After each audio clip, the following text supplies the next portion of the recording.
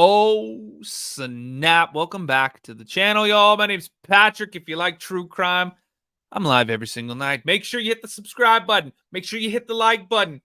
Do it in conjunction to help support the show and kick the stream out to more people. Let's go. Love you guys. We're live on TikTok as well. Make sure you follow the TikTok. It's the Haunted Side on TikTok. It's the Mystery Project on YouTube. How much more confusing can I be? That's suspicious. That's weird. I agree. Cardi B. Wendy, thank you for all the hand hearts. All right, y'all. Gypsy Rose, it says in full panic mode. You what? Is Gypsy Rose in full panic mode? Oh my word. Let's find out. I'm gonna shrink this down. So we got Without a Crystal Ball. We got a new channel we haven't watched called The Nate Show. So give that a go.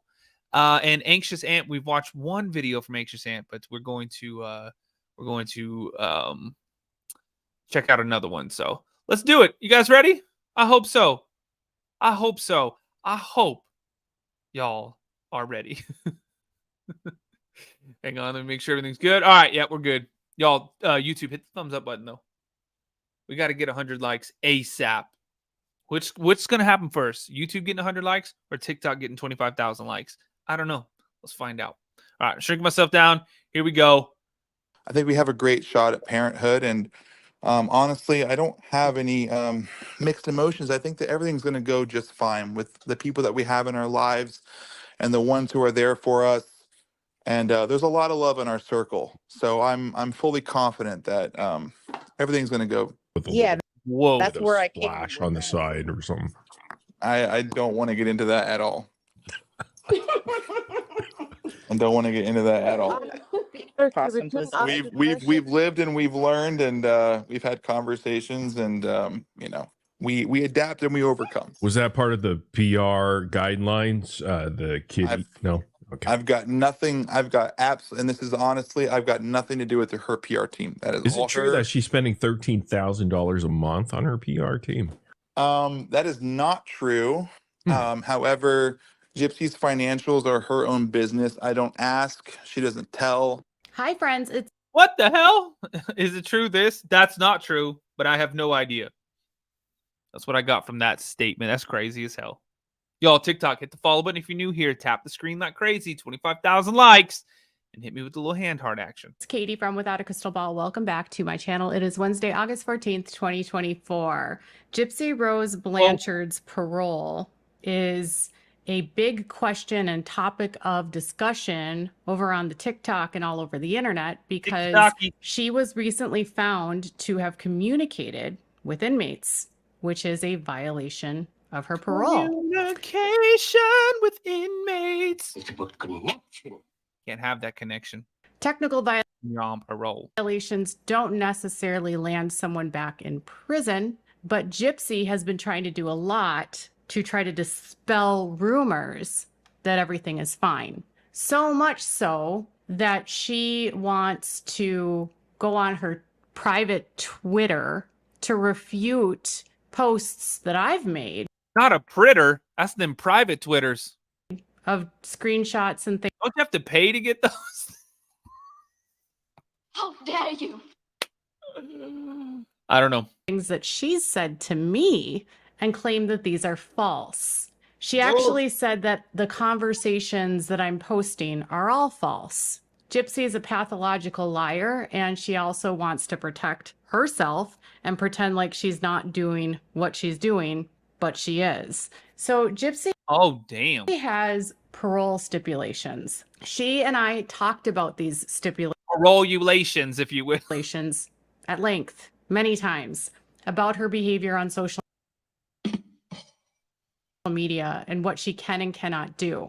And I shared a screenshot yesterday of Gypsy letting me know that parole had her by the balls. Okay? She told me this on Instagram. That'd be very hard to do, given the circumstances.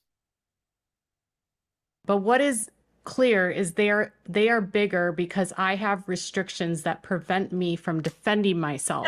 My parole has me by the balls. I wish I could go live and just talk about how they lie, but I can't. And I said it wouldn't help or change anything too. And she said, probably not. I also shared a screenshot of her talking about her pregnancy and her choices and making bad choices. And the conversation actually took place on May 26th, which I think was like a day after she told me that she was pregnant. This is what I shared. And I said, no, I'm not. And even though I understand that I made poor choices in life, like marrying Ryan only to get divorced because I'm in love with Ken, or not using protection, and now I'm pregnant, even though it's a blessing and I'm happy, I know I could have done things differently, but that's my choices to make, you know? And I said, and you have to make choices, something you didn't get to do before. And she said, true, I can only try and think before I act going forward. Thinking before she acts is not always something she does well. It's honestly funny because Damn. This lady goes straight for the throat, doesn't she? I don't even remember YouTube, hit the thumbs up button. We only got 35 likes. her telling me How crazy is that? Let's get that engagement up. this, and I might have actually been like, it was late. I think it was like 11 o'clock, maybe 11:30 when we were texting at night. And I may not have even been paying attention to what she was saying because I don't remember her telling me that she left Ryan for Ken in May, but I guess she did.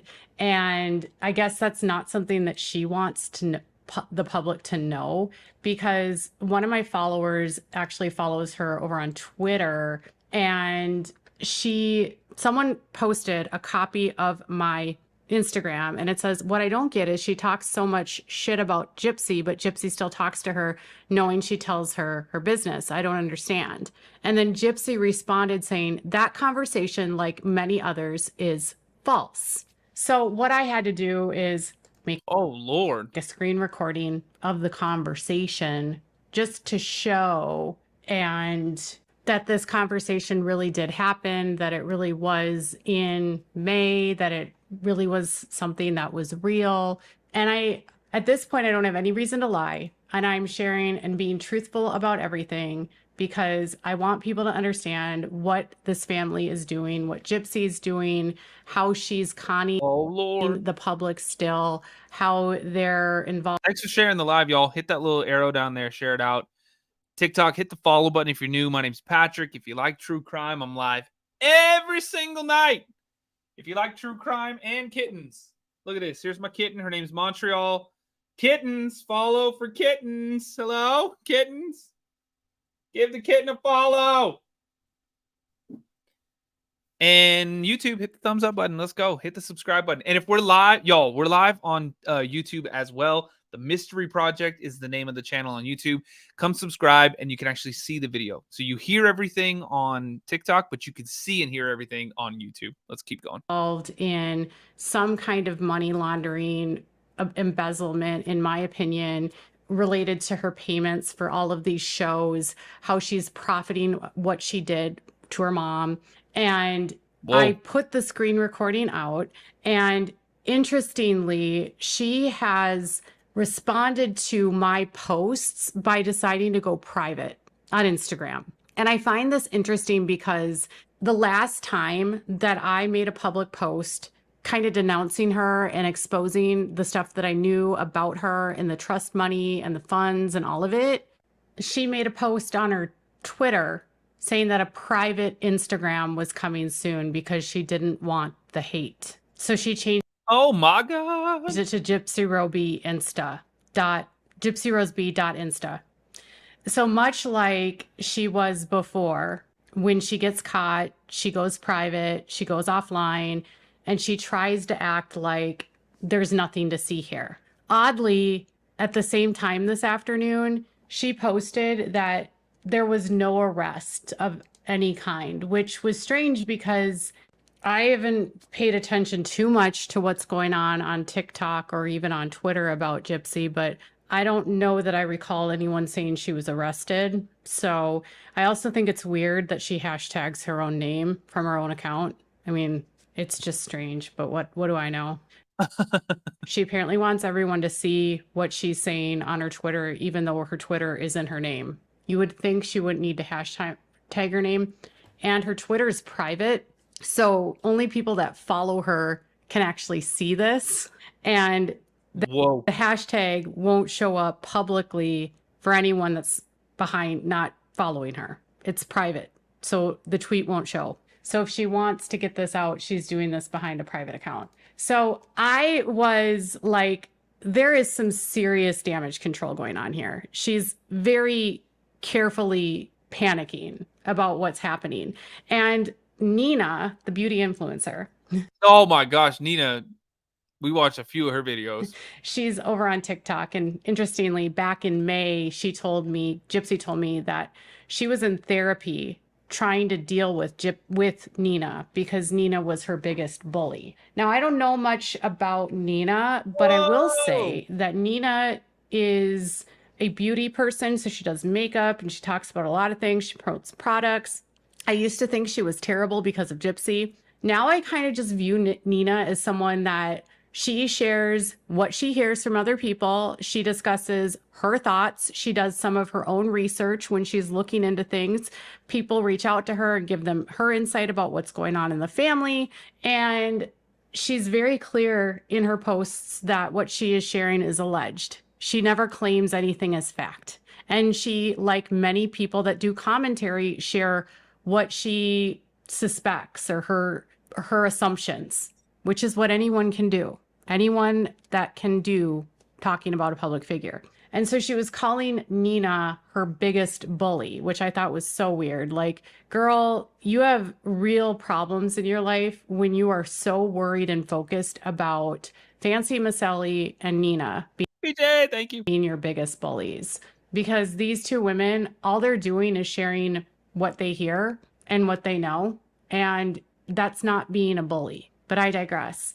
So Oh, damn. she's very fixated on what people say about her, and she really wants to view herself as like a good person. She doesn't like it that people think of her badly. And I think it's because, you know, she wants to believe that she didn't do what she did and that she isn't defined by what she did. And unfortunately, in this society, if you have the kind of charge that she does, that's not something that's easy to overcome. It's very difficult for people Oh, snap. that have what the charge that she has as the mastermind for people to forget. Yes, she can go off into society and have a life and do what she needs to do, but you almost become like a pariah when you have a charge like that, especially the severity of what she did to her mom and the brutality of it. So, you know, if she would have been smart, and I tried to tell the family this ahead of time, that she should just go away privately and sink away into society and just hide, because the bulk of the public will never accept her, ever, no matter what she does.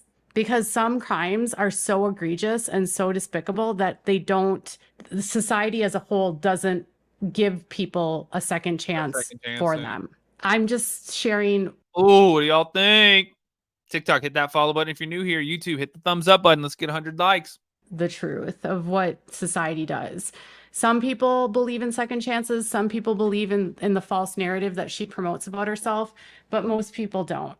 And Thanks for the follows, y'all. See, my name's Patrick. If you like true crime, I'm live every night, every single night. Welcome in, and keep tapping the screen. We just hit 25,000 likes, and we're trying to get 50 hand hearts. TikTok, wink, wink. Wave of public support for her has shifted. So Nina, who is her quote unquote biggest bully, did a video a couple days ago where she was looking at the records requests for Gypsy's case, and a request was made via CaseNet for copies of something from her court case, uncertified. They were making a request. There wasn't a document that was attached, so there's no idea what they were seeking and why they were seeking it. The name for the request was a woman named Amanda Moore. Incidentally, there's a woman named Amanda Moore who works as a probation and parole officer in Springfield, which would be the office that has final say on Gypsy. So Nina was speculating that perhaps someone from Parole was seeking to get records from her case for some reason. I spoke That's pretty to crazy. someone that was incarcerated in Chillicothe with Gypsy, and I asked them, you know, is it common for a parole officer to get records from a case? And they said it depends, but it does happen, especially if someone from parole is looking for notes from the parole board, wants to see parole stipulations, is looking for information about her parole board meeting, what changes there might be to the parole review, if they are looking for copies of notes put in by parole to the court. And not all, you know, not all records are Oh, snap. public, but a parole officer could make that request. So Amanda Moore could theoretically be the parole officer that's requesting this. But I want to be clear, Amanda Moore could also just be some lady that lives in Texas that wants to see copies of Gypsy's case. CNN has made requests. NBC News has made requests. HBO has made requests. So it could be parole, but it could not be parole. But regardless of that, that has made her nervous, Gypsy, because now she's like, no, there's no arrest. No, none of that happened. No, I'm not in trouble with parole. No, I'm not on Why are they looking for your house arrest. No, no, no, no, no. Right? How dare you? I always feel like when your bark is louder than it needs to be, like when you start barking about something and you're trying to say it didn't happen, it didn't happen, it didn't happen, and you are overly defending yourself, sometimes that makes it look like you're guilty, even if you're not. I actually tried to explain this to them so many times, that if you do defend yourself, it can go one of two ways.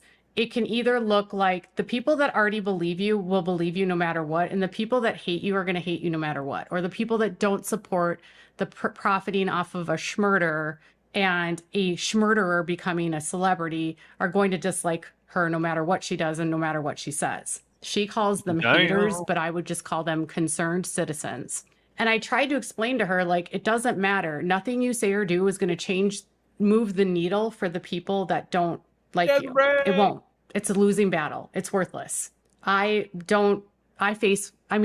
such a small public figure compared to her, and I have had to deal with these kinds of issues of my own. And for the most part, I don't respond. Sometimes I will, just if I see something that's like really blatantly false, but I don't go on and on and on about something, because a lot of times when you do, it just makes you look guilty. And I know that that's been how I've been portrayed before.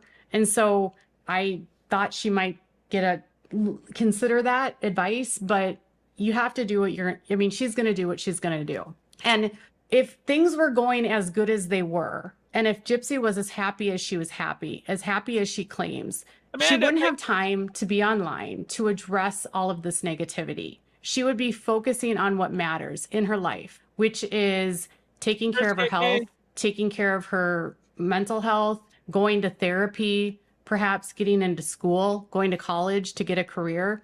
I mean, Gypsy was supposed to go to college while she was incarcerated, but she never did. She at one point was enrolled at like Ashland. I don't know what that school is. I don't know where this is. And she was going to get a bachelor's degree in like advocacy and public speaking. What? But then she got Y'all know that? accepted and then didn't go forward with it due to funding. She couldn't afford it. So, there wasn't money. I don't know how it works with the with inmates and how education is and what they have to pay, but she said due to funding she couldn't enroll. So this would actually be a really good time for her to get into school, to do something so that she has skills, or to be productive in society, maybe volunteer, or find a way to give back to the organizations that she defrauded, the ones that like Make-A-Wish and Angel Flights and those.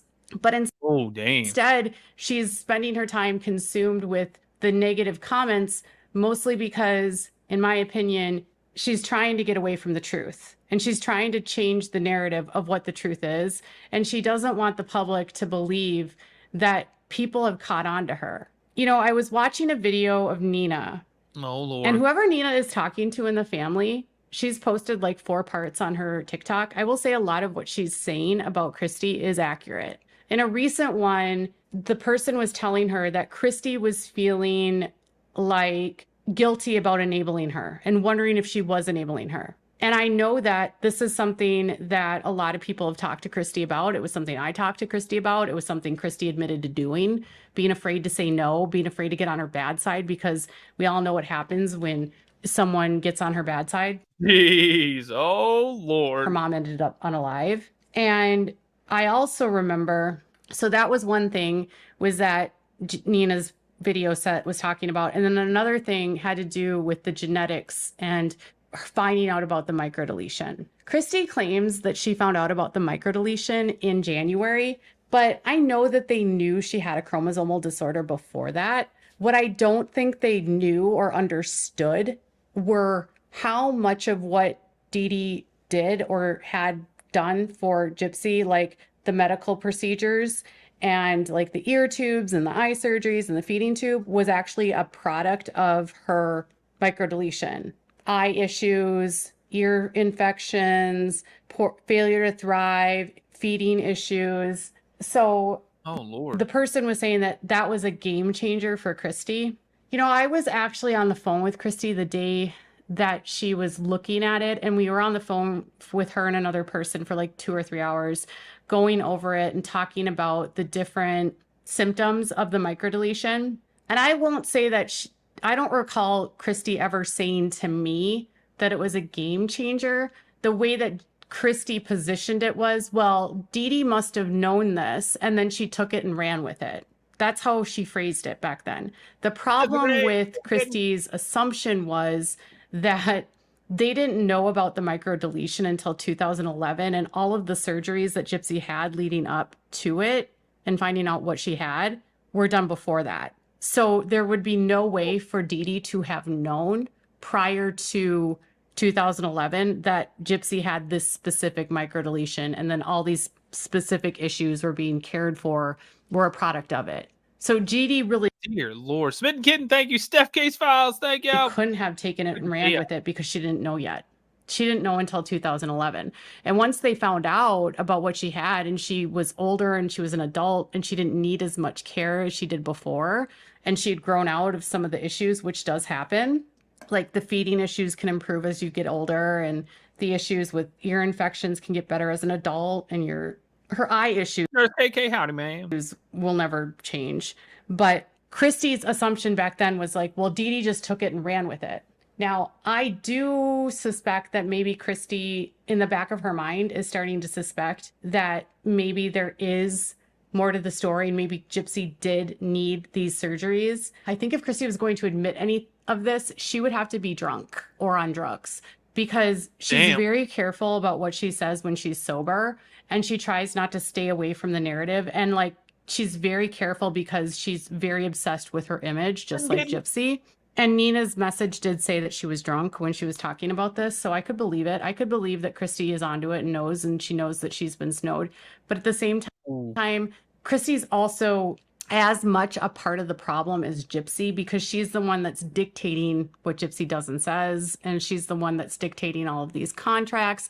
She's the one that sought out Melissa Moore, who got her hooked up with Lifetime. She's the one that's buddy with Melissa Moore. She's the one that Melissa Moore told her to go get her bag. Melissa Moore's dad is the happy face killer. So the daughter of a serial murderer is who's basically leading the way for Gypsy to get her bag. So Melissa makes money off the trauma of her dad's victims, and Gypsy is did y'all know that?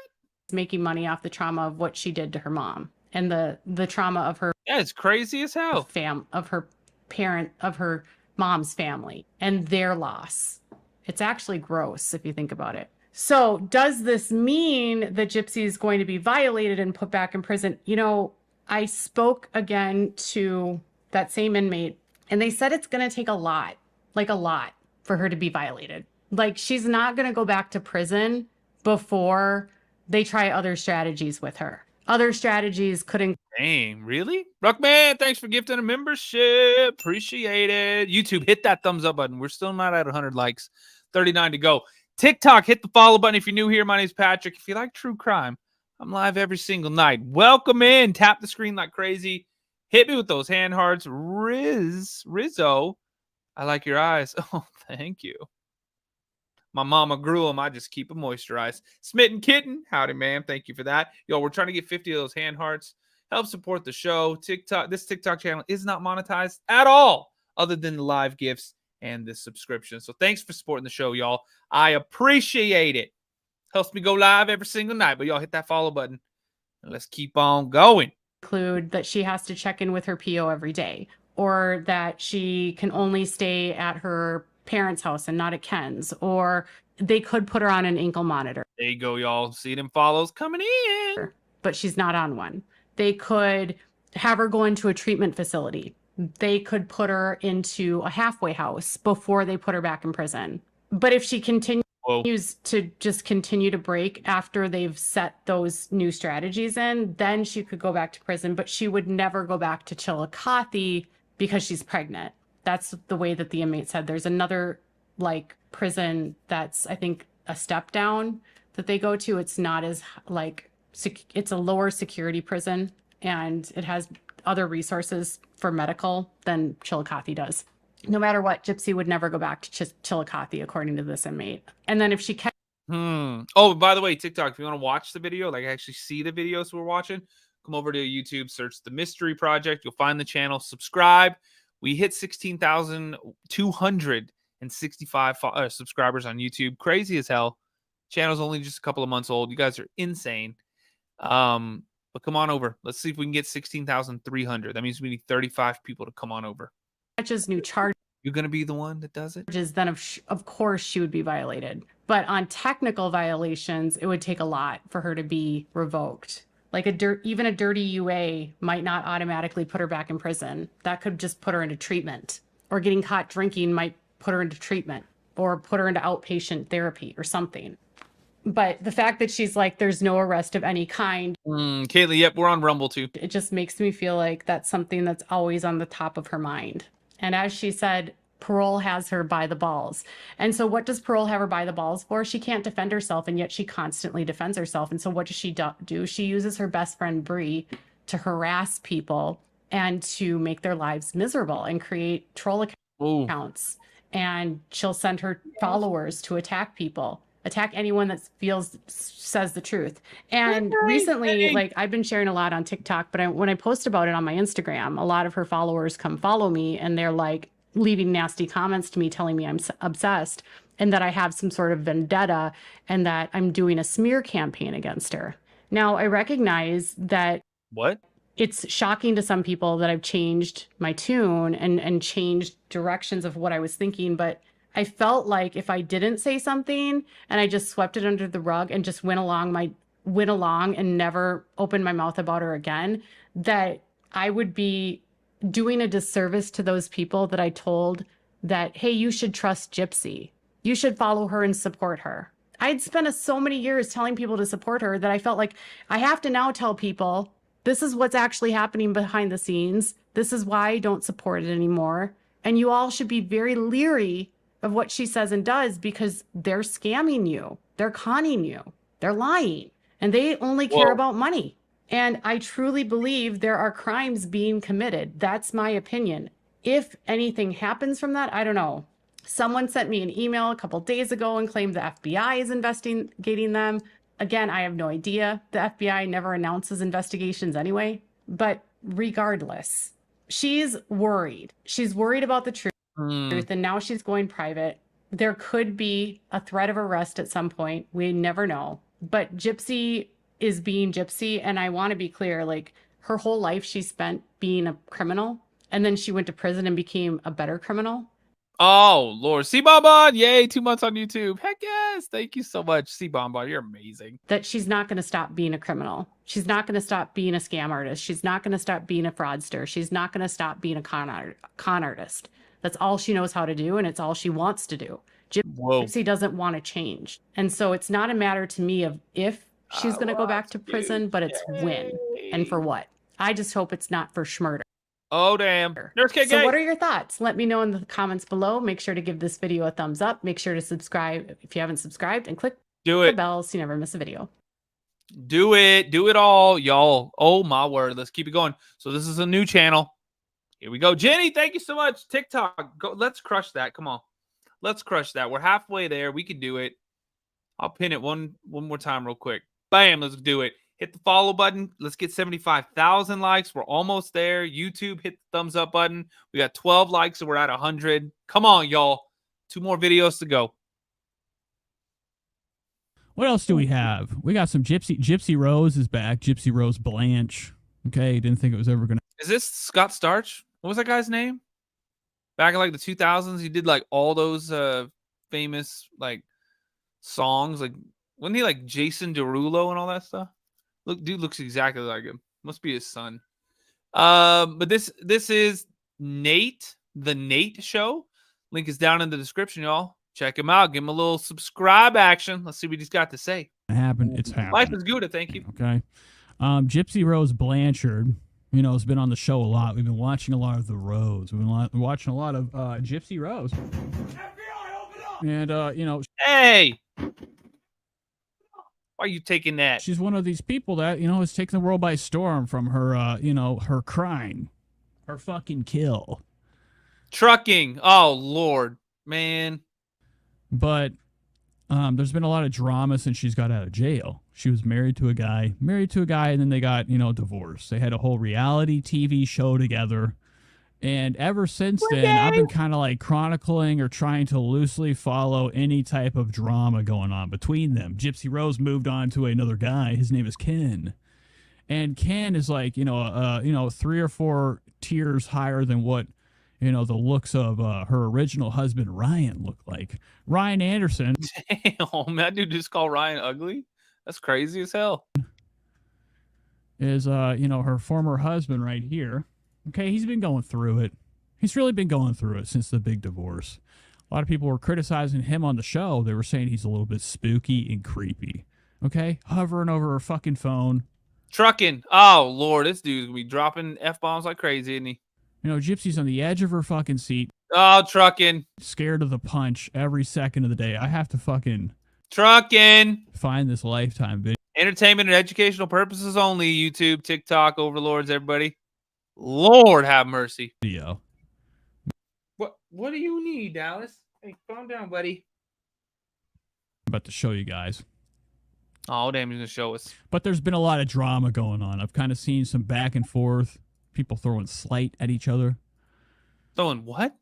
Anywho, let's watch the latest coverage of Gypsy Rose. You know, there it is. Here it is. So this is a snippet from season 1 of Life After Lockup, episode 5. There's a lot of things. We may need to stop at the store and get morning after pill. And I didn't even know she had a fucking sister. Here's Trucking. her sister looking like shit. I'm not into them lips. Those lips are fucking killers. I think. Trucking. Oh my God, we might have to fast forward. This dude is dropping the bombs, y'all. Is he making fun of her lips right now? Oh man, going hard on the lips. I think the whole family has a taste for blood. Jesus, who is this guy? Yo, somebody sent me this one too. Y'all know we blind react to all this stuff, so I have no idea what's happening. It's just, there's never going to be a perfect timing, but there is wrong timing. Yeah, and I think right now it's wrong timing. Yeah, we'll get one. Yeah. Hello, Shady. Or I have no idea, but he just said that he didn't like it. I feel like. So this is just titled "Gypsy is not ready for pregnancy." So I don't know what the fuck that even means. Did Gypsy Rose get pregnant? I don't follow. Oh God, the drama. You just said you did follow the drama. You try to. Aside from, like, you know, the things that we've been watching on the show.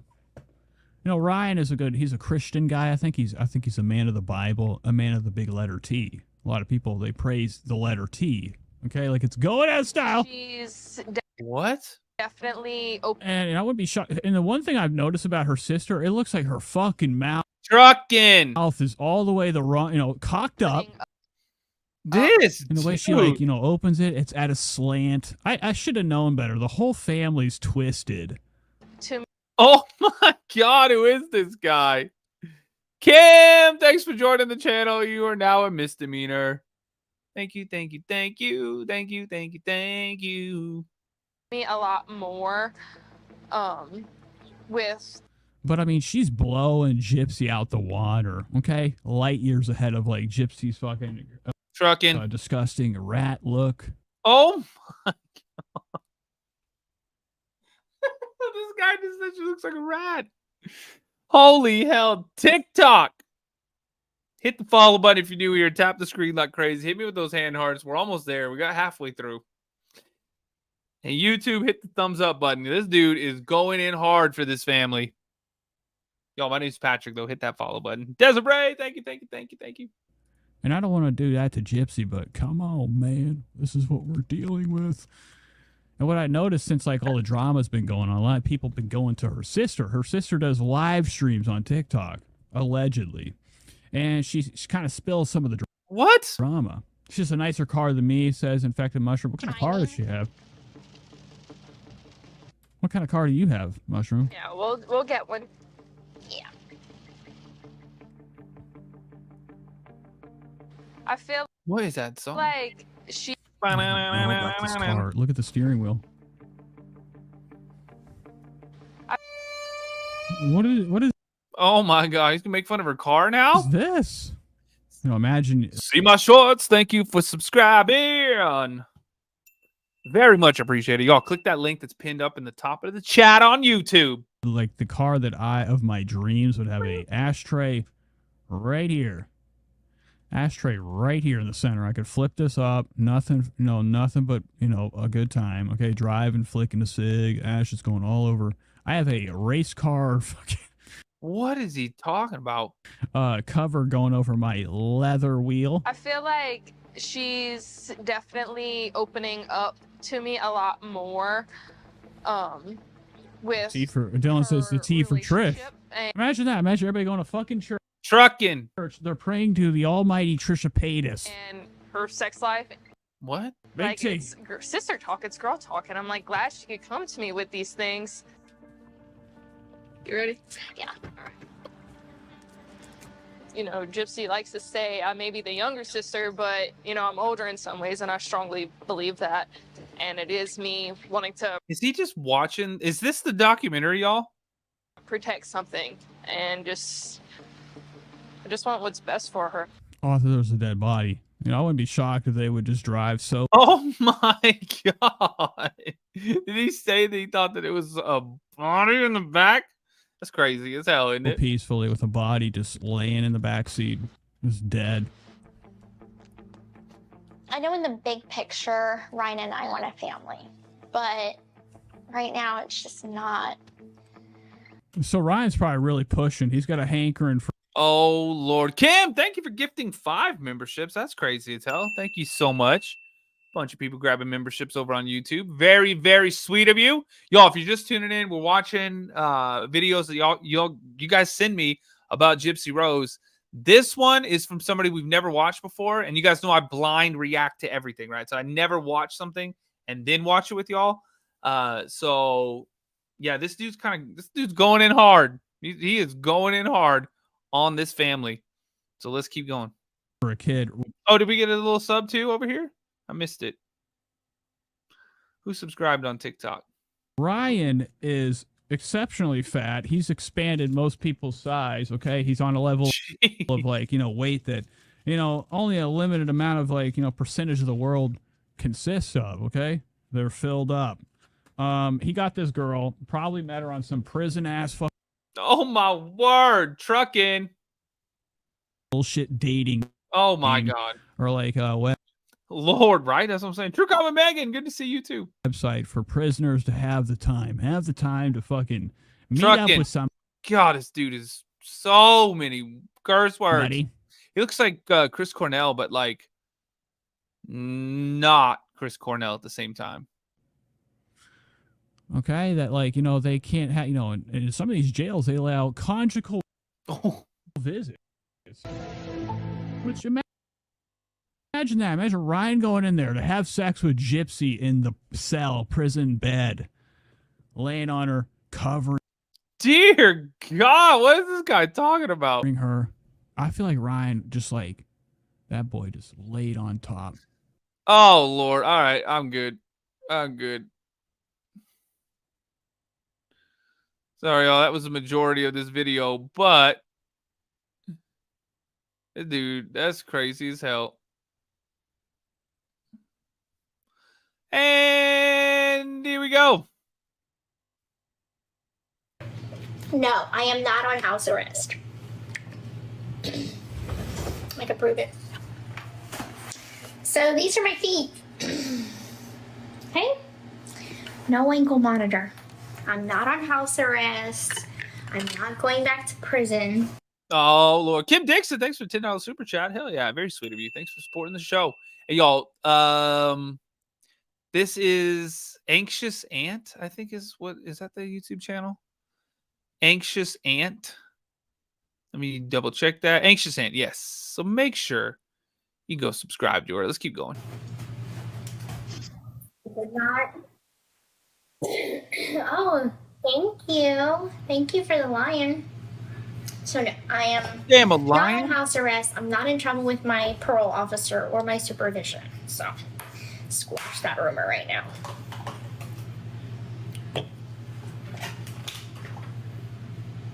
All right, so I'll do eyeshadow and then I'll do eyebrows. Where are my eyeshadow pencils? Oh, thank you for the teddy bear. Oh, thank you for the galaxy, Benjamin. Damn, people dropping teddy bears and galaxies and lions. I really liked how I did my makeup yesterday. And I used my Morphe palette on that one. Where's Ken? He's in the living room. My dad made breakfast this morning. He made crepes and bacon. Crepes. Crepes. Oh, Nurse KK, thank you. Oh, that's what that looks like. Hi. So Dad and Christy and Ken are in the living room right now. I'm doing my makeup. Thank you, Soph. Dang, what is with my voice today? I can't talk today. Oh, Lord. Wish I had like a clip. I'm tired of putting up my hair.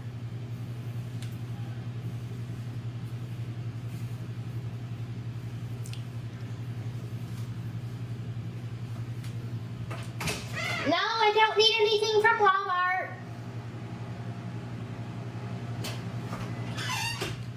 I don't know. I'm gonna have to text my dad. Is this just the live stream? Tell Dad I don't need anything from Walmart. He's texting me that I need anything from Walmart. Oh, Lord. Yo, I think this is just like a screen recording of the live stream. Yeah.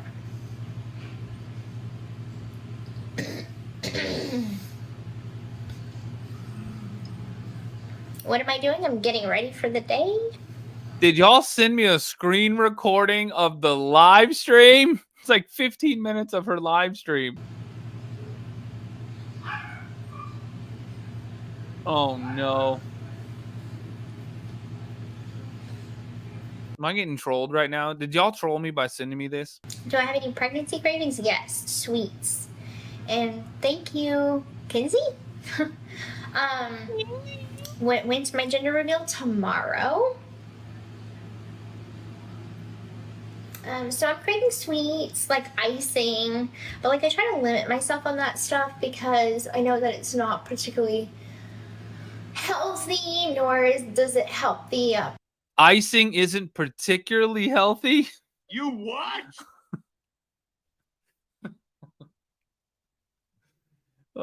Refined sugar and all kinds of crazy ass dyes. That's not particularly healthy. pregnancy weight. So It's horrible, is what you meant to say. You got troll. I did, Lil. This is crazy as hell. Can I even I don't even think I can put it in fast forward because I'm not watching it on YouTube. It won't let me. no. Y'all are just gonna have to deal with it. Um We trolled you. Thanks, Caitlin. Thanks. I try and just stick to the things that I usually eat instead of just going crazy with my cravings. Like, I'll satisfy my cravings, but I just won't go overboard. Okay, that color looks really nice.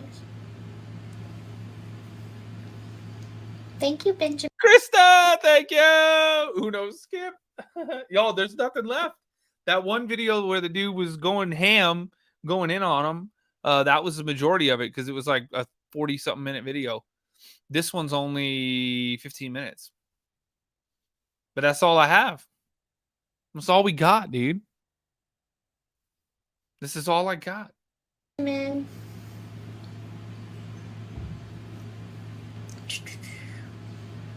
What did we use yesterday? I'm gonna use this one. Okay. Every once in a while I like using the shimmer. Oh no. I know, Samantha. I just got on.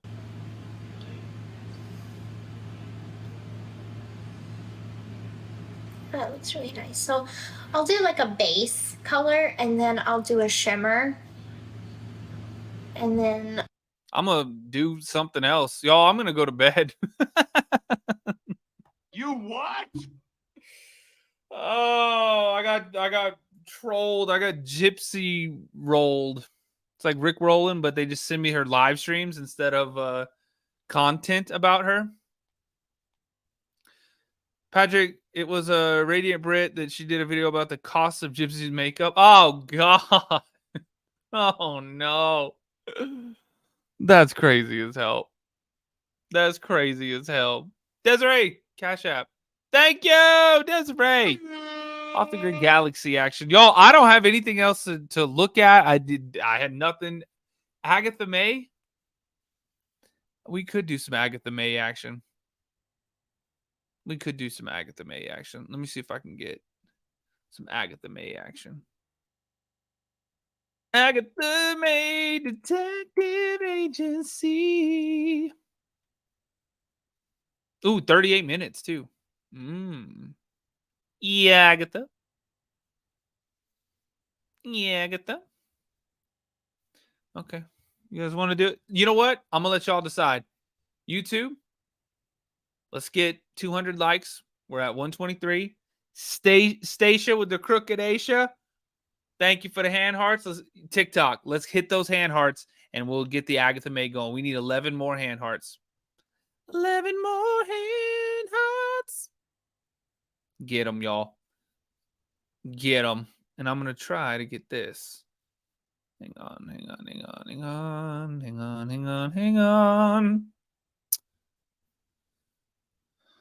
Stacia with the crooked Asia. It's the other one. Thank you for those ones, but it's the other one.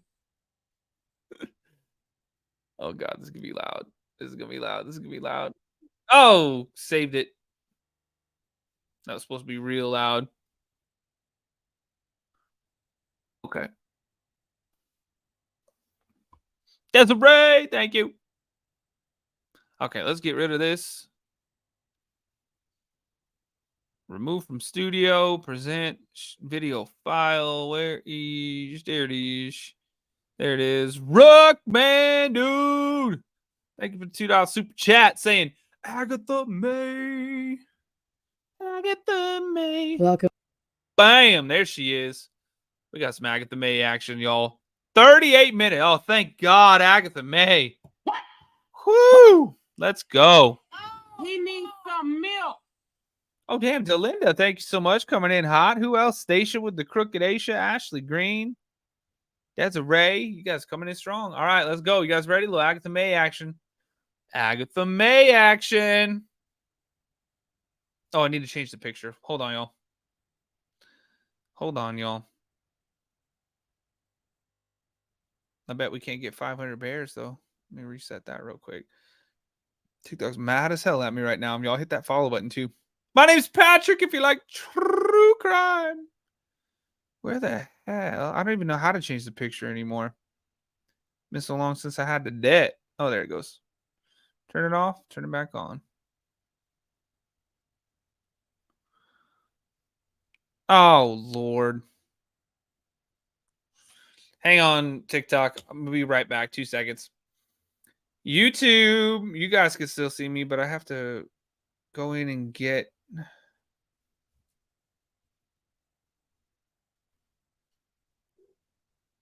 There we go. Hi, Montreal.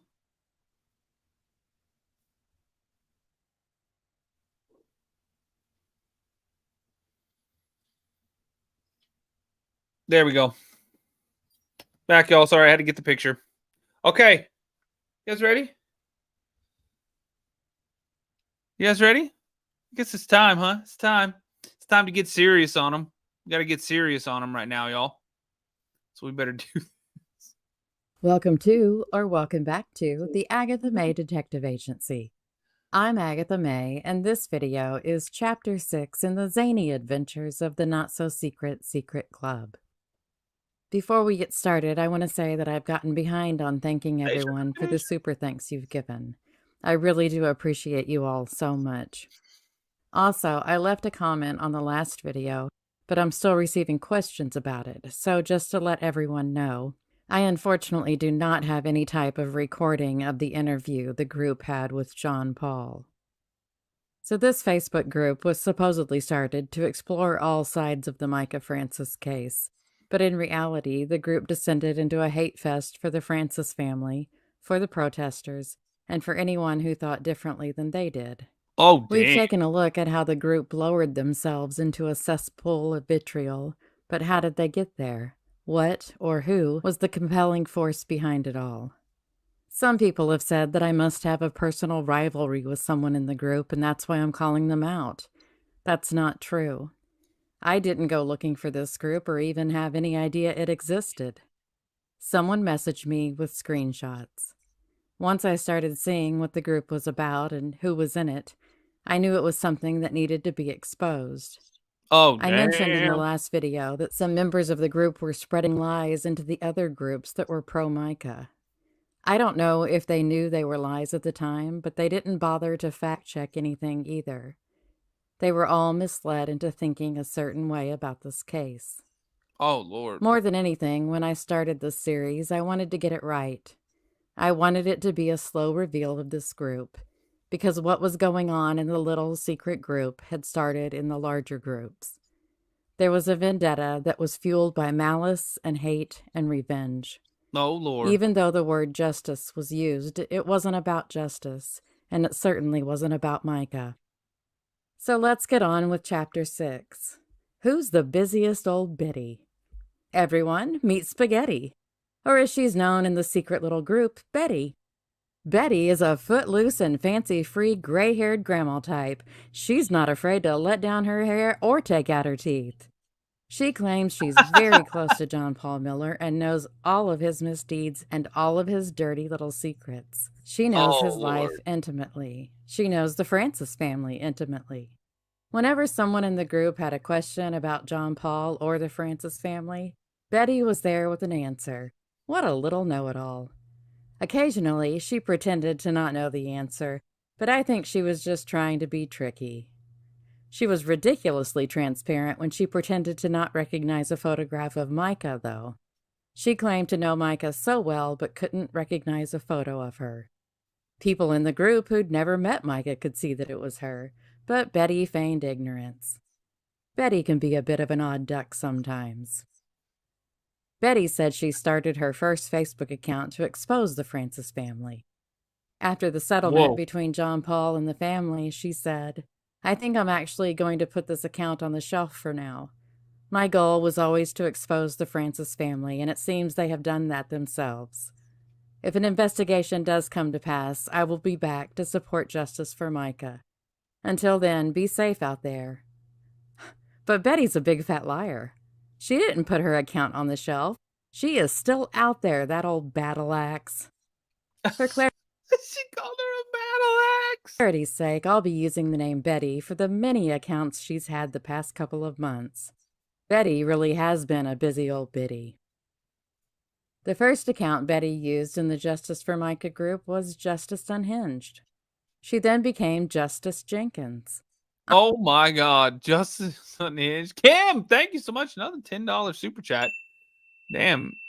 You guys are coming in strong with the super chats. I'm sure some of you remember Betty as Justice Jenkins. Here are some of the things she had to say in the Justice for Mica group. If this is related to the involuntary commitment that was at the beginning of this year, I don't believe that is the case. Either this person or the family has their facts mixed up. I'm inclined, and maybe this is just blind optimism, to believe the family. She also wrote, "This doesn't line up with the family story that JP was drugging her and forcing the meds on her. They were actively involved in encouraging her to not take the medication. I'd like to hope that the family are the ones telling the truth." Well, Betty sure doesn't seem like she came out swinging for the Francis family, does she? In fact, she seemed to lean more towards the family being believable.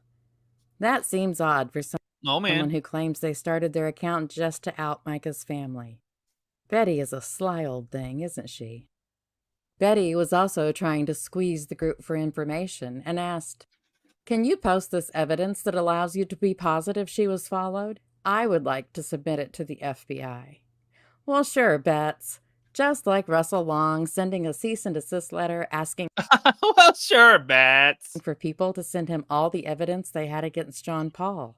People are going to send you their evidence because they just can't figure out how to give it to the FBI themselves. This is also when Betty began her campaign to discredit Regina Ward, Mica's attorney. Now, a valid question about the cremation is why Regina Ward didn't file an emergency injunction to stop the cremation if the family suspected the cause of death was incorrect. They had 6 days from signing and 3 days from viewing to do this, and both Regina Ward and the family failed to take action. The family I can assign to shock. As far as Regina Ward, I think she's just incompetent. She also wrote, "Let's start asking the real questions. Why didn't Regina Ward file an injunction to stop the cremation? They had 6 days from signing and 3 days from viewing, and no one did anything, despite the father coming out after the cremation, which was weird, but I think just ignorance of their options, to say he saw bruising on her arms when they viewed the body. No one has touched this topic either. Why? Who is Regina Ward really? Take everything about this case and how circumstantial all the evidence is. Regina is nothing more than a deposition bully. She's garbage in open court, and she knows it.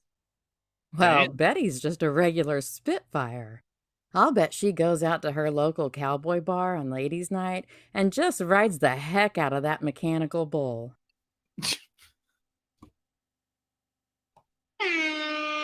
What? And Betty threw out more diversion. JP conned the family into signing the certificate, so it's a moot point. The cremation didn't even happen off schedule. There were 6 days between when the family signed and when the cremation happened. Why didn't they take action during that time if the father saw bruising? The preponderance of evidence is that Mica made a tragic decision because JP made her feel there is no way out. Let's focus our mental energy on finding hard evidence and reliable witnesses to further the FBI investigation before that falls apart.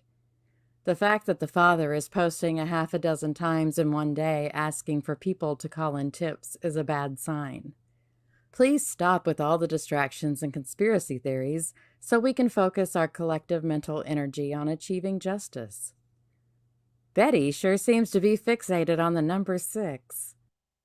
She also wrote, "If you can reply with even one link that isn't hearsay, circumstantial, or a blind conspiracy theory that would prove Mica did not do this to herself, I will walk into the FBI in Columbia personally, delete my account, and you'll never hear from me again, because Mica's justice will be complete." The whole concept that she didn't do this is a conspiracy theory, and until someone brings forward real evidence, I do not consider wild speculation and ruining the lives of uninvolved people in the process to have anything to do with justice. I will continue to focus on encouraging people to bring real evidence of prosecutable crimes that will get JP behind bars. Once that is accomplished, we'll have years to work through every theory under the sun to try and disprove it was self-inflicted. And then with even more deflection and diversion. I, unfortunately, have direct knowledge of an unrelated FBI investigation, and this is actually not a good sign. It means they most likely do not have a strong enough case to proceed, or it means that they've disclosed to the family that they do not intend to open an investigation into the cause of death or police misconduct. Anyone who knows anything needs to submit those tips ASAP before the case ends up being closed. Well, look at Betty trying to be all crafty, trying to point people in the direction that the FBI didn't have a case. Maybe Betty should just stick to crocheting sock puppets for her craft time. Betty, as Justice Jenkins, then morphed into See, I Told You Crocheting So. sock puppets. Unfortunately, that account was banned, so there aren't screenshots. But I had an experience with Betty as See, I Told You So. I made a post asking for people to give me the names of those still attending Solid Rock Church, and Betty took the bait. She just about lost her wig over me even thinking of saying anything about those dear, sweet, lovely church members. Betty as See, I Told You So then morphed into Don't Be So Silly. That account was also banned. Then she became Betty. What I said about not having screenshots of See, I Told You So and Don't Be Silly wasn't completely accurate because she was in the secret group under those names. By the time Betty had joined the secret group, her campaign against the Francis family, and especially Michael, wasn't nearly as subtle as it had been. She praised the group for not being like the Justice for Mica group. The funny thing is, unlike the other groups, no one here has anything to hide. The group is still primarily of the mind that JP bears some responsibility, but also that certain family members share in the responsibility and shouldn't be free of consequences. Looking at you, Michael. This group is a place to discuss all the facts from all the angles without the insanity and childishness from the Justice for Mica cult members who think the family should be sainted and above questioning. Oh, Betty. Girl, you know the people in that group had something to hide. You had something to hide too. But look how effortlessly Betty directs the group into thinking that they're all just being fair and adult and not at all insane. Betty had a lot of information about Mica and her family. She said her relationship with her family has always been strained. She was closest to Anna most of the time because Anna was also relatively outcast from the remainder of the family. She also lived with JP and Mica for a time. She, speaking of Anna, and Mica were the level-headed ones. Everyone else in the family is absolutely nuts. Anna's worst trait before falling into all this was just that she's always been a bit of a gold digger. She is obsessed with attention. Damn. In fairness, Anna does work very hard. She bartends and started her own business. She was the one I always considered reasonable, but she seems to have surrendered to the rest of the family when the money started rolling in by the thousands. Anna has twice, within the last 2 years, said right in front of me that Mica is, her words, crazy and needs help. I heard a story a few weeks ago from a friend of a friend. Standard hearsay disclaimer because I don't know the person who heard it directly. That Anna told someone a week prior to Mica passing that she threw a $300 belt she was repairing for Anna's boyfriend out onto the highway while she was driving. Dear Lord. Leslie, thanks for becoming a member. Thank you. Y'all click that link that's pinned in the top of the YouTube chat. Support the show. I appreciate it. Because God told her it was a serpent sent by Satan himself to spy on her. So all this from Anna is super disappointing. She has been fully consumed by the money and celebrity and has completely abandoned a reality she herself has admitted to numerous times. She dishonors her sister's memory and absolves the parents who were the first to break her by denying her mental health struggles. Whoa! Especially her POS family, who started all this mess by lying and postulating about conspiracy theories to try and shirk blame for getting her off her meds and away from her doctors. This is all because Michael, Nate, and Sierra don't want to admit to themselves that they are largely responsible for Mica's death. That's all they know how to do. Michael claimed to know JP was bad news all along, but he hopped right up on that pulpit and performed like a trained monkey when JP threw a couple of dollars at his feet. Low intelligence and low integrity are the battermen of the Francis family. How Mica emerged from that chaos, the amazing person she was, confounds me. I'm sure Michael thought he'd convince her to leave under his terms and live off her half of the estate like the leech he is.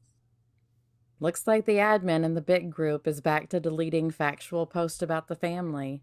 I just had one deleted that listed out all of Michael's involvement leading up to Mica's death. Given the OP appears to have blocked me, I'm assuming it was reported to the admin at the same time.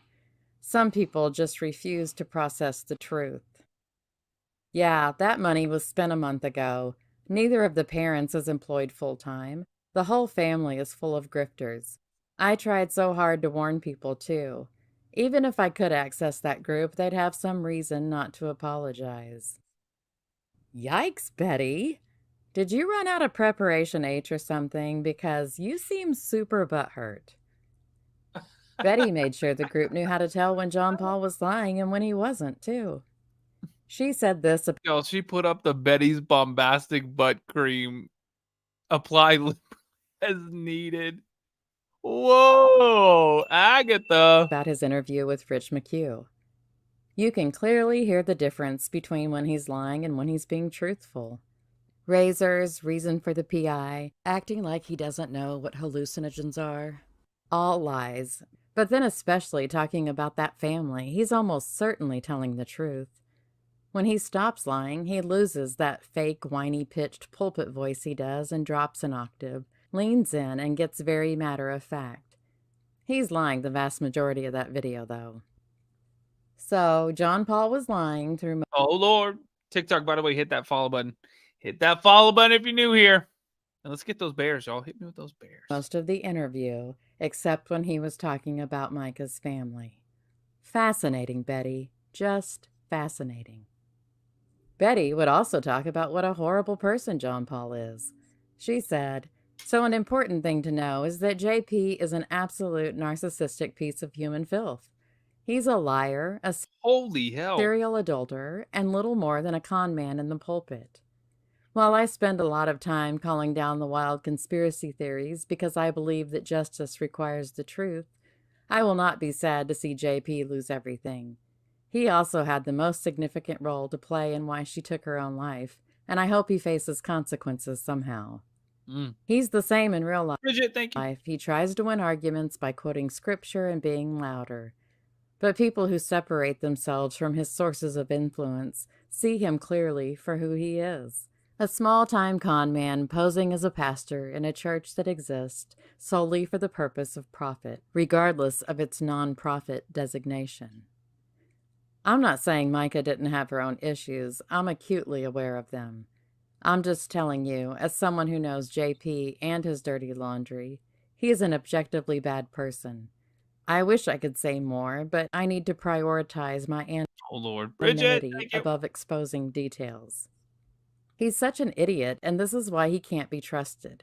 He is a pathological liar to the point he can't even stop himself from doing it about things that don't matter, because he's crafted this narrative in his head that he lacks the intelligence and charisma to execute. Also, the lying about the reason for the PI, the razors and the tires, etc.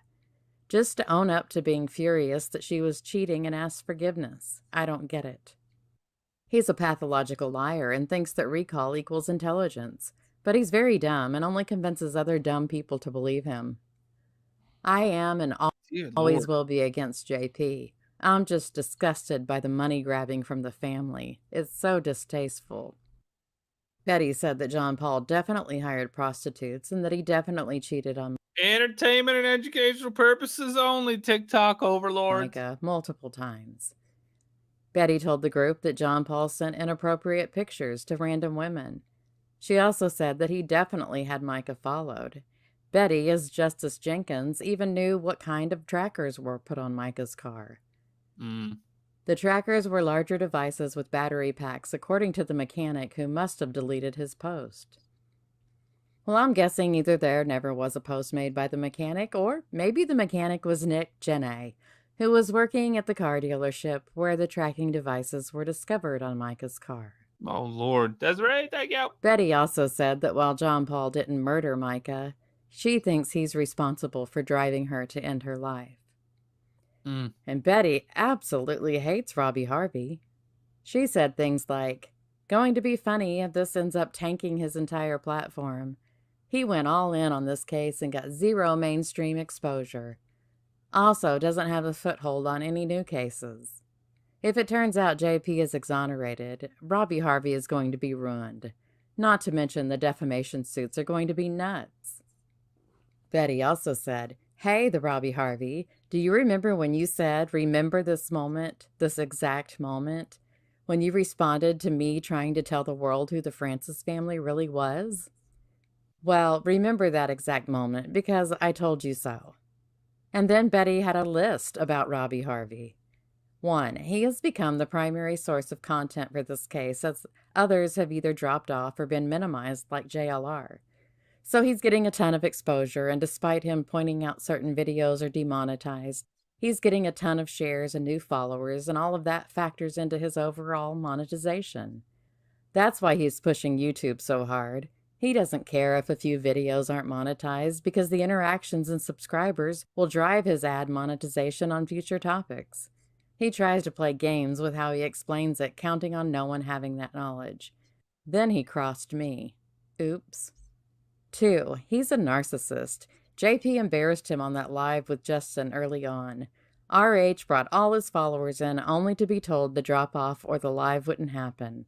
He tried to stand his ground, and his own chat turned against him. Ever since that moment, he's had a personal vendetta against JP. Narcissistic people have zero ability to deal with the emotions attached to embarrassment.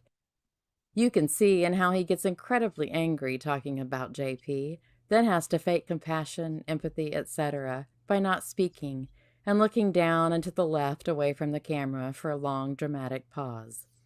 I think that as a narcissist, the validation he's receiving from these people treating him like an actual celebrity is fueling the fire. Yep, if we got time for sure. I think he may care about this part even more than the money.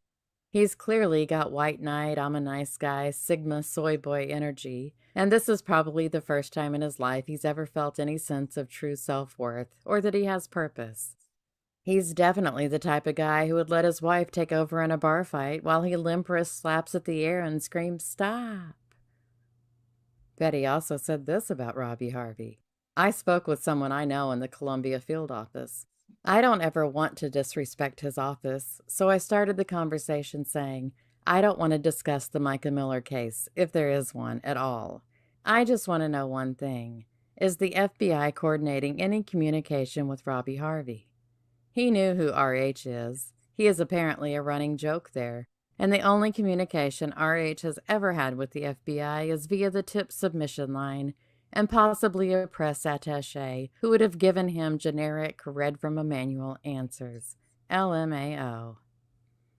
Oh, Betty, you salty bitch. She just isn't holding back. She sounds like a little scrapper, doesn't she? Damn, she called her a salty. Speaking of Robbie Harvey, you know that strange call he received from Katie, and then from Becky from the block? Betty has knowledge of spoof numbers. She wrote this in the secret group. The service I use for U.S. spoof numbers is down right now, and they, meaning Facebook, have 5 of my accounts in timeout presently. I'm going to change my name and profile pic and try to infiltrate some of the other groups for the time being. Hopefully it'll be back online tonight. You will be able to see what my name is here. Betty really did have trouble keeping her accounts. She wrote, somewhat unlikely I'll rejoin the Justice for Mica group anytime soon. For one, it's draining anyway. But they've got a little hit squad watching the recently joined, and they report bomb my accounts within hours, sometimes minutes. A few of my accounts now require a government ID to unlock, which isn't happening. I submitted to get Justice Jenkins unlocked last night. If nothing else works, I'll try another burner, but they've been watching the recently joined list and report bombing me. Because the reports come in while the account is brand new, it throws it into the verification process almost immediately. Isn't it so cute how Betty puts the blame on other people for her accounts getting banned? It has absolutely nothing to do with what she's doing, I'm sure. Betty talked about the phone call between DJ and John Paul. Whoa. I'm conflicted about this being released. On the one hand, it shows that Mica had her sins to bear. But on the other hand, it really doesn't sound like it went all that far. It sounds like a woman who wasn't being loved at home, seeking that feeling in the wrong places. DJ sounded as respectful and repentant as could possibly be expected. The only thing this really does, and the reason I'm conflicted, is it shows JP addressing it calmly in direct counter to Robbie Harvey's assertions that he spiraled into a jealous rage and lost control of himself. So, Betty has now said that John Paul was both furious about DJ and Mica, but also that he addressed it calmly. Make up your mind, woman. It almost sounds like that phone call was a setup, and the video was released on purpose, just to show how calmly John Paul remained. I don't mean it was a fake call, it was a real call. I just think John Paul played a role on it rather than being his true self. Also, just as a reminder, since it seems like Betty forgot that Mica had already left John Paul, she wasn't out seeking anything she wasn't getting at home. Betty's probably just a bit forgetful, which happens to women of her age. Betty had things to say about the settlement between John Paul Miller and the Francis family, too. Oh, Lord. It's nice to feel vindicated sometimes. Almost since day one, my primary mission has been to draw attention to the part the Francis family played in all of this. It may not be a clear-cut victory, but for me, this proves that Mica was never anything but a payday to them. If they truly believed JP was responsible, they never would have accepted such a paltry settlement. Tack onto that, as I said the second she announced herself, Regina Ward is worthless in court and was always going to settle. She was out of her league. And the win-win is that in addition to cutting off a continued supply of money to the Francis family, if JP was in some way responsible for her death, he can still face repercussions from the criminal side of things. Any settlement shy of half his estate has to be considered a win, I would think. If the family agreed to a gag order, which I'm going to go ahead and assume is part of this, it shows that they were only ever in it for the money. If I lost a family member and I truly thought the person responsible was walking free, there is no amount of money you could offer me to shut up. So either they never believed their own BS, or they were in it for the money. Either way is a win for JP. I just hate that all this but guarantees Michael and Sierra will never face any consequences for their part in Mica's death. $135,000. Mica wasn't even worth the price of a mobile home to them. When asked how she knew how much the settlement was for, Betty wrote, "First place I saw it was on Kyler's page, but I saw somewhere someone said it was leaked on the family side. They weren't all happy with the settlement." Well, I wonder where Betty saw that it was leaked on the family side, because during the press conference after the settlement, it seemed like Regina Ward might have thought the leak was from John Paul's side. The family was never in it for justice. They wanted a payday. Now they're willing to trade justice for their loved ones for a few shekels. Low-life gypsies, the lot of them. Imagine putting a price tag on the life and legacy of your daughter or sister. If they believed a word of the nonsense they put out, they never would have taken a settlement. I hope that JP has to pay their legal fees, and as a result they become public record. We all know there's no way they accounted for $70,000, and the whole world will see they pocketed $10,000s of dollars of donations. It's a family full of grifters and gold diggers. This outcome was predictable. There are a lot of people talking around town about this, and I've heard a couple of times that Regina's billables were under $40,000. There is some confusion as to whether those fees were taken from the settlement or paid to her directly from the donations. Either way, best case scenario, they pocketed north of $30,000 in donations. It's disgusting. The IRS is going to have a field day. I offered to get them set up with someone who would open an escrow account for them pro bono and was 100% ignored. I offered to donate $500 and then raised it to $1,000 if they would post the billables from Regina Ward, and they acknowledged seeing it, but still no action. Just calling it an attack on the family. They then put out a video that was entirely about themselves and not Mica in response to me, but refuted nothing. So no, you'll get no real answers from those grifters. They showed the only justice they're interested in is the kind that keeps free money flowing into their pockets. Whoa. Okay, maybe Betty needs something more than butt cream, because she is just filled to the brim with hate for the Francis family, isn't she? Maybe Betty needs a vacation. She can go relax on a beach in the Bahamas and sip Mai Tais and let the ocean breeze blow all that anger out of her wrinkle flaps. And even though she misspelled it, I do appreciate her use of the word shekels. It's nice she seasoned her rant with a word from the Bible. Amen, Sister Betty. Amen. Unfortunately, Betty wasn't able to attend the interview that the group had with John Paul. First, she said, Google didn't. Yeah, no, Bella, this is Agatha May reading what this person nicknamed Betty was saying in a private group on Facebook. Like my burner Gmail ratting through a VPN for some So yeah, no, Agatha May doesn't feel this way. Agatha May is just reading it and calling her out for saying this stuff. reason, so I was going to miss it anyway. Well, Betty is so tech savvy for an older lady, even though what she said doesn't really make sense. I guess she realized that too, and then she changed the reason for not being able to make it to, I'm going to be traveling most of the day tomorrow, so probably won't be able to watch.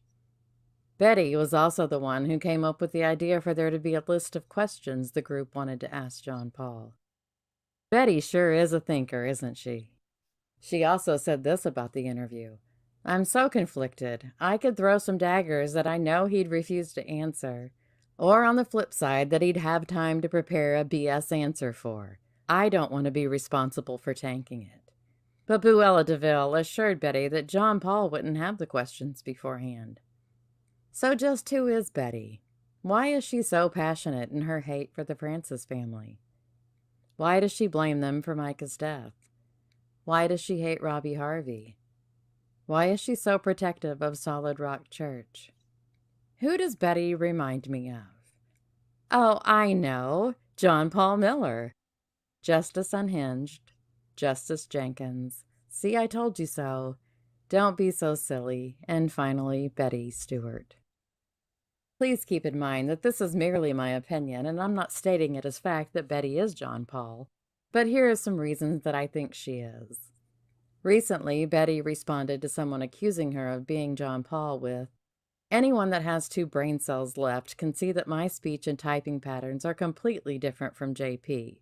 You're just a low intellect troll. So once again, Betty John is trying to control the narrative and make people believe they're stupid if they believe she's John Paul. But it seems that John Paul couldn't help but let his own speech and typing patterns slip out once in a while.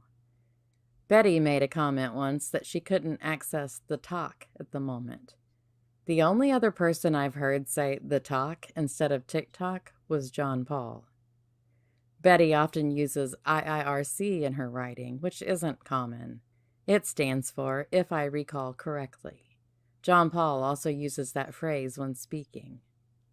Betty likes to call people idiots, and John Paul has done the same in videos. It's strange that Betty said that John Paul is a piece of filth and she wants him to pay for what he's done. But when she talks about the phone call with DJ, she said, the only thing this really does, and the reason I'm conflicted, is it shows JP addressing it calmly in direct counter to Robbie Harvey's assertions that he spiraled into a jealous rage and lost control of himself. Why would Betty be glad that it showed JP in a good light? Why would she care about showing Robbie Harvey to be wrong? Betty couldn't attend the interview with John Paul. Was it because of her VPN, because she was traveling, or because she is John Paul? Betty actually left comments in the group right up to the time the interview began. Maybe she started traveling a minute after it started. Betty was the one who suggested the group put together a list of questions before the interview. If Betty is John Paul, that would ensure he could be prepared for the questions he was going to have thrown at him. I'll bet he thought it was hilarious that Buella reassured him that John Paul wouldn't have access to the questions beforehand. Much like John Paul, Betty absolutely hates Robbie Harvey. In fact, Betty is still commenting on Robbie Harvey's post about John Paul. If Betty truly had only created her account to expose the Francis family, why is she still trying to irritate Robbie Harvey? Betty never liked or reacted to anyone's comments, and that fits in exactly with a narcissistic personality. Betty said she felt vindicated by the settlement. It seems odd that a friend of John Paul's would feel so strongly against the Francis family that he or she would feel vindicated. It's also strange that Betty was so protective of the church, but also wrote that, "I've been helping people get free from Solid Rock for 15 years. Well, Betty, you conflicted little minx. I've spoken You with conflicted people who little know John minx. Paul. They said that the only people who would know some of the things that Betty talked about would either be John Paul, Mark Kaufman, or Tricia Ross. The manner of speech and writing style is definitely not our little Tricia Rita. And I've been shown texts from Mark Kaufman, and it's definitely not his writing style either. His writing is not nearly as sharp as Betty's, nor is it as intelligently written. I've been told that Mark is also much more passive-aggressive than John Paul, too. I don't think Mark Kaufman would have made 5 different accounts and made that kind of effort to stick up for John Paul or to tear down Mica's family. My opinion is that Betty is Lunar John Fox, Paul. thank you. He has been in the group since the beginning, planting seeds of doubt, saturating comment sections with Shannon, hate, thank you. swaying the vote, as it were. He's been slowly convincing some people that the Francis family is evil. He makes it a point to say that he's not on social media and that he doesn't follow the case, but he always seems to know what's happening with it. He puts on this aw shucks persona when it comes to technology and acts like he'd never even seen TikTok and didn't know how it worked. I think he was a little over the top with it, though, and it was actually kind of embarrassing to watch. I don't know of any 45-year-old comic nerd who doesn't know how technology works, especially to the point of not knowing how something as simple as TikTok works. While Betty did talk about how horrible John Paul is, I think that was partly to throw suspicion off of Betty. But I also think it was a confessional for John Paul. He could find relief and possibly even enjoyment in confessing his misdeeds, even if it was just to a group of strangers on Facebook. I think when Betty said this about John Paul, "He's very dumb and only convinces other dumb people to believe him," she meant part of it. But if Betty really knew John Paul and was really being honest about him, she would never say that he was very dumb, because he's not. I do think she was laughing at the secret group when she said that he convinces other dumb people to believe him, though. Yes, I think the secret group was entirely taken in by John Paul Miller. Out of the thousands of people in the Justice for Mica group, he found a handful of people who were gullible enough to be coerced. My opinion is that he led them down a dark path to the dark, oppressive place in his mind where his hatred lives. His hatred for the Francis family, his hatred for Robbie Harvey, his hatred for the protesters, and for anyone else who threatens his church. Betty would praise the group members when they agreed with her, and they began to look for her opinion more and more. It ended with them praising John Paul after the interview and not knowing that they were led there. I'd like to lend those in the secret group some grace and say that they were duped by Betty John because they're simply naive. But there were thousands of others who weren't duped. There were others who didn't say vile things about the Francis family just because someone led them to those thoughts. Damn. The little secret group ate up everything Betty had to say, wiped their mouths on the back of their grubby little hands, and then asked for more. They devoured it and then regurgitated it to anyone who would listen. If they didn't have the tendency to be the people they became in that group, I don't think they would have been swayed by John Paul. So why were they so easily suckered? Was it just because they wanted to fit into a group so badly? Would they compromise their morals to be one of the gang? When we look at cult leaders and wonder why anyone would follow them, I think we can look to this small, tiny group on Facebook and find out that answer. John Paul doesn't like to be called a cult leader. But if he really is Betty in this instance, I think he needs to own the title. Oh, damn. So let's pretend that Betty really isn't John Paul, but rather is just someone who knows him very well. Have they reported what they know about him to any authorities? If not, that would mean that they really don't think that he needs to face consequences for his actions. Someone with the username See I Told You So Again left a comment on my YouTube channel that read, "I'm the one you're all here to see. Ask me anything and ruin Agatha's next video." There was also a threat left on my YouTube channel by someone with the username Justified Avenger that read, "You need to be careful going forward. You don't know who you're dealing with."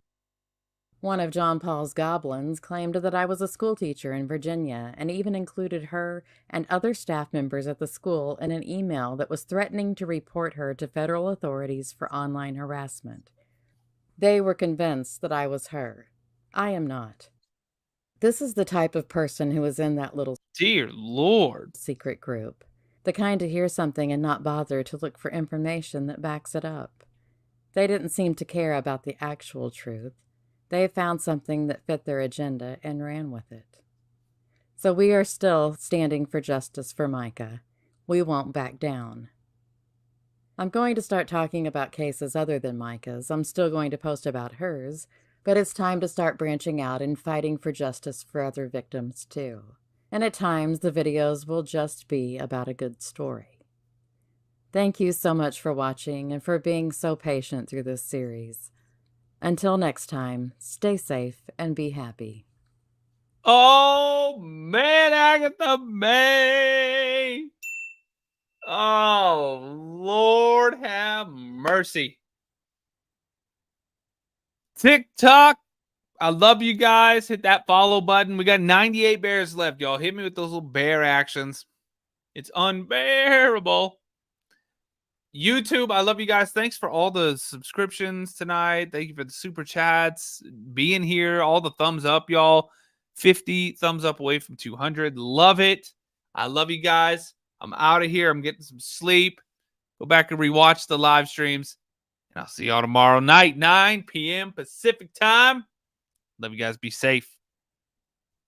And